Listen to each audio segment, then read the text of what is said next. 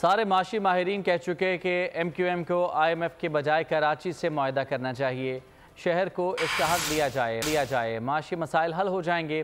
M Q M کے سربراہ خالد مقبول صدیقی کی پریس کانفرنس، کہا کراچی پر قبضہ کرنے کے بجائے اسے ساتھ لے کر چلیں۔ مصطفیٰ کمال نے کہا کہ ایم کیو ایم پاکستان جتنی مضبوط ہے اتنی ماضی میں نہیں تھی، فیصلے اب یہاں ہو رہے ہیں۔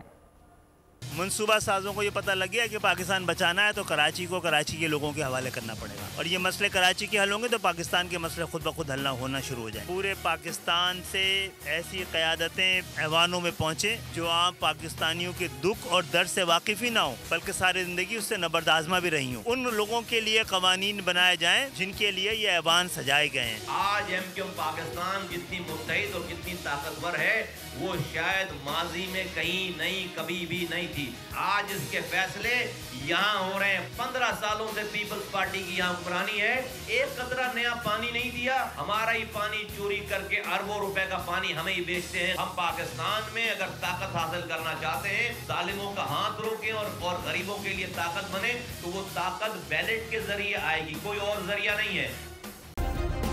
سبسکرائب کریں اور بیل دبائیں تاکہ کوئی خبر رہ نہ جائے۔